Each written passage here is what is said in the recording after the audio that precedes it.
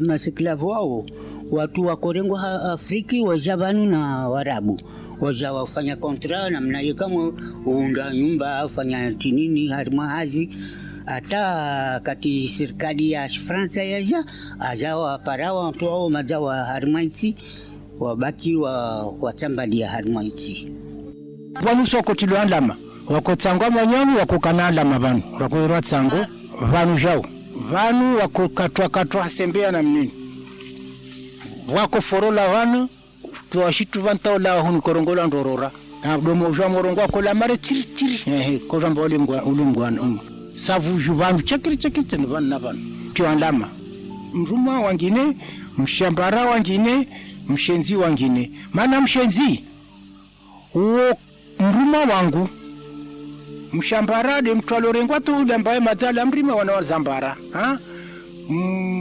mruma wangu mshenzi ule mshenzi beti wangu tafua kwa maana kama himba he mshenzi la kwamba he wasu hile mshenzi wami waho mshenzi wa mtu wangine wa mruma jamaa wao nunua wa mtinunua basi kako lazima na hira mtu waho ule mba mshenzi yo basi yoto ngomoja mshambara mshenzi mruma yoto ngomoja même gwana de yota ilangine babo. Il y a 4 îles qu'on nomme toutes Kumur. Ces îles ont toutes des habitudes communes. Ils élèvent les esclaves comme agneaux et moutons. Il arrive qu'une personne puisse en posséder un millier. Femmes et mâles sont élevés comme des bêtes. Des gens de mer arrivent et les prennent, dans des navires et les emmènent. Sache qu'ils les vendent au Yémen, ô ami. Ils arrivent jusqu'à Djeddah. Sache-le, ô enfant.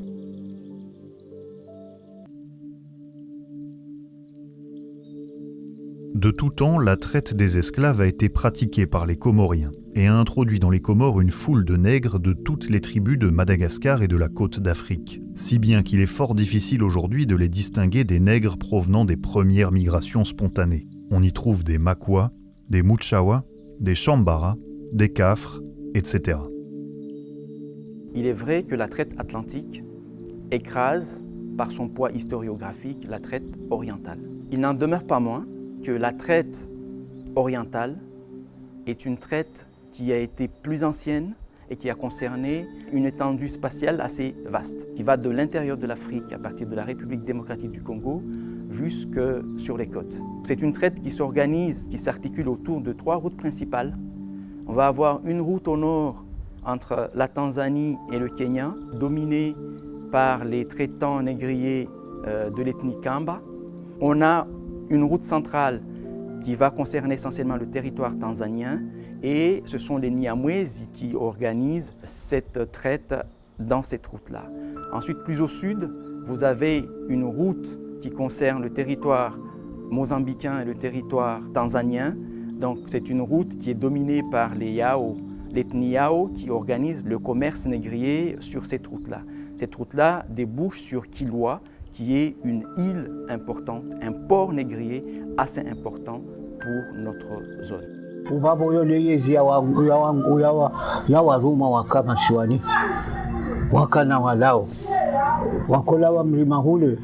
Wajabele wahuza kojangazija Saidi Muhammad bin Sheikh wajahuza Saidi Muhammad bin Sheikh baya korenga beleha mzuani baba ula msanga abeleha mali abeleha mzuani vano haima ole vano abeleha bushini ngono la habihule la rino yon chiangwana mlima ole bano skari korewa hale sabuni shingo pia kopi wa huu.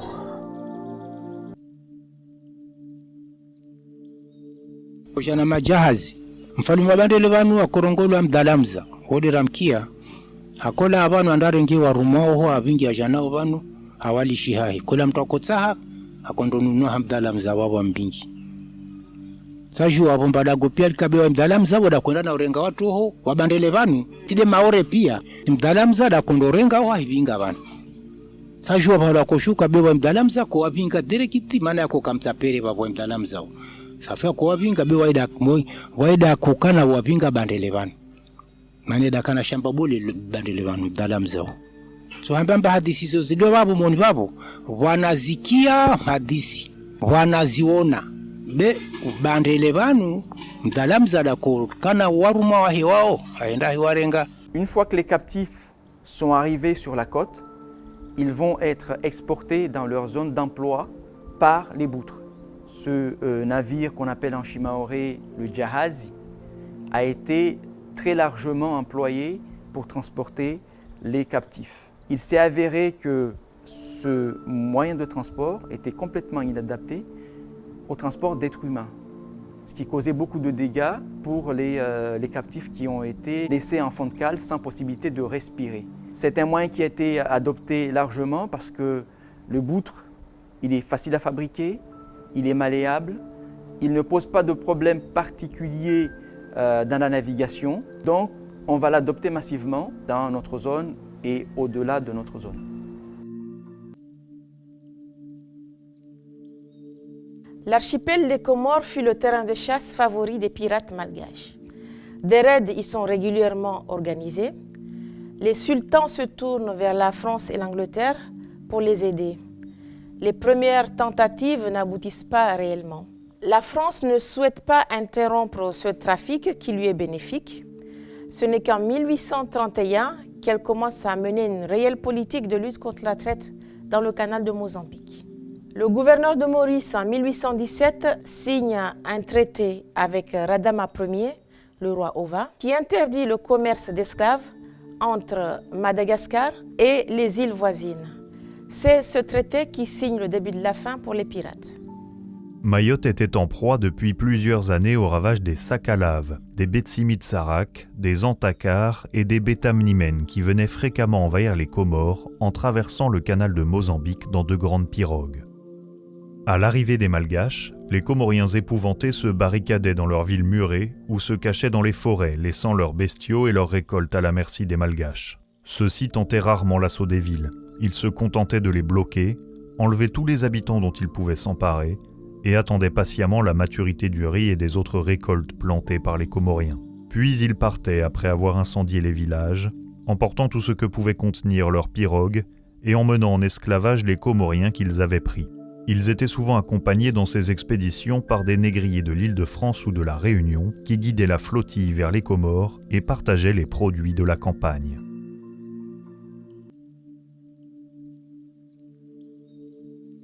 Mtoro uo mtu tu ayokazahe malavuni tu etambisha wantu njia dagoni hiba zitu za wantu ndaza hisani ule mtoro kwa uzunguwa na serikali uiparihania wakati wa prison ni badi wao tujuru wako kastahani tu wako ka kompanyi kamili wengi wa toro wako kama lavuni. Partout où l'esclavage a sévi, il y a eu des phénomènes de résistance. Mayotte ne fait pas bande à part sur cette question de résistance. Il y a eu de la résistance au moment où il y avait l'esclavage arabo-musulman et il y a eu de la résistance au moment où on instaure un nouveau régime qui s'appelle plutôt l'engagisme. On n'arrive pas réellement à quantifier ce phénomène, mais on retrouve des informations dans les archives qui permettent de dire que le phénomène n'était pas anodin. Il s'est amplifié avec l'instauration de l'engagisme et la difficulté des engagés africains à s'adapter à la dureté du travail qu'on leur demandait. Il va y avoir le phénomène de marronnage, c'est-à-dire les gens qui travaillent sur les plantations en ont marre, donc ils rejoignent les forêts. Ensuite, la résistance pouvait prendre une voie beaucoup plus violente, qui est celle des révoltes. Et à Mayotte, la plus emblématique, c'est la révolte de 1856. Les engagés se sont révoltés contre leurs conditions de travail, contre le non-paiement des salaires, contre les humiliations et les mauvais traitements qu'ils subissaient.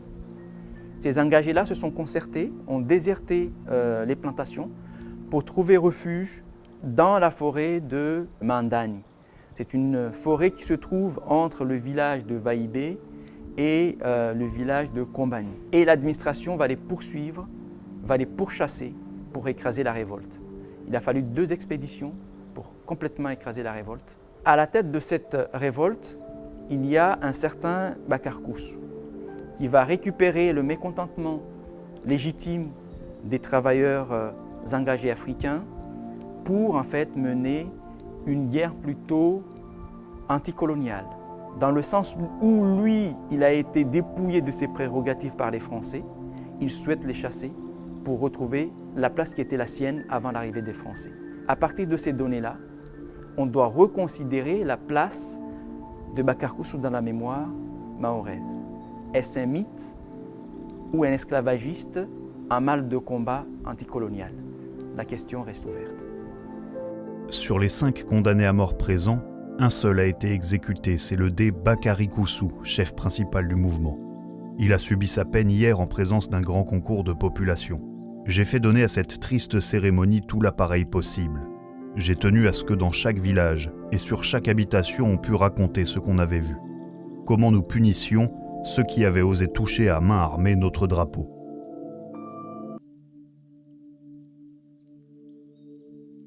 Le premier recensement effectué à Mayotte en 1843 fait état de 3300 habitants, dont 1500 esclaves. C'est-à-dire que la force de travail n'est pas libre et les hommes libres, eux, préfèrent leur agriculture de subsistance. Les colons ont besoin de main-d'œuvre, mais ils ont l'obligation de n'employer que des hommes libres. L'ordonnance du 9 décembre 1846 abolissant l'esclavage à Mayotte entend essentiellement résoudre un problème d'accès à la main-d'œuvre. Le projet est gardé secret pour que les propriétaires d'esclaves n'en introduisent pas de nouveaux pour bénéficier des indemnités d'affranchissement.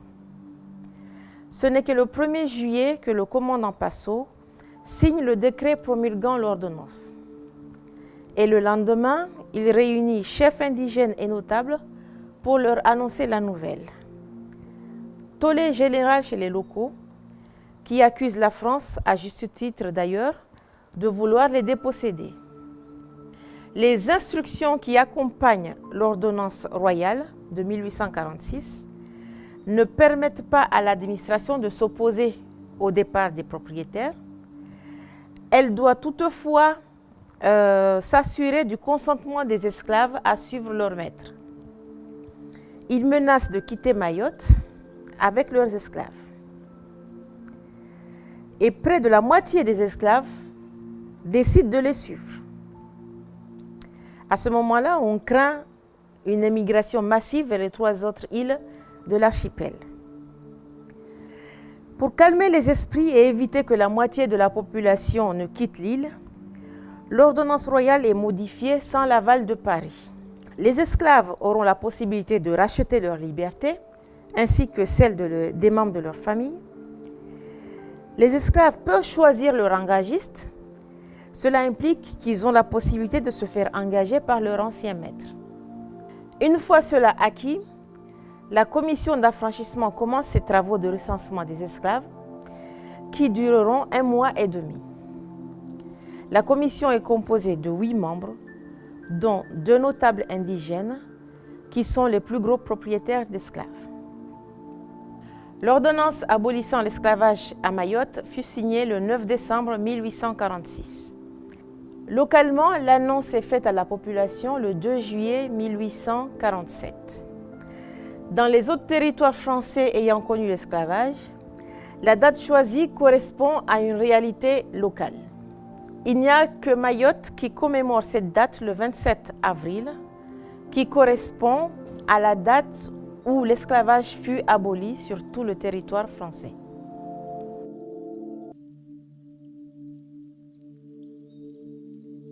Malgré la peau noire, les cheveux crépus et le nez épaté et aplati, il est tout à fait impensable aux Mahorais de souche d'admettre qu'il est descendant d'un esclave, car un homme dont le pagne tombe doit s'asseoir. Ce proverbe bien de chez nous invite donc l'homme sage à savoir se taire. L'arrivée des princes Shirazi par Boutre dans l'archipel des Comores est le mythe fondateur du peuplement de Mayotte. Ces princes ont introduit l'oust arabe, c'est-à-dire le savoir-vivre, le savoir-être à la manière des Arabes. Ils y ont aussi introduit la religion musulmane. Ces musulmans ne peuvent pas être esclavagistes. Cela est tout bonnement Impossible. Non, les Arabes n'ont pas pratiqué l'esclavage à Mayotte, entend-on souvent. On préfère oublier que ces princes ont amené dans leur sillage leur cohorte d'esclaves. Et que justement, cette manière de vivre à l'arabe est basée sur l'esclavage. Kokwangu hadithi zake hapo mtoleaji na kumjisa kavuja mtu mana wayaza watingo mtu watingo ajashikie tingo hadithi zake na kumjisa akavuja mtu wale na kumjisa ule mjama zao mudeti akunambia ule mjama zangu mudeti atavuja wengine ule mjama zao mudeti akunambia ule mjama zangu mudeti ata vuja wengine na kumjisa yetu de hadithi na kokano mjisa yo ata sasa ile akonambia mtu karongoa maana sale warumwa akonambia mtu karongoa akonambia isa akonambia usirongoe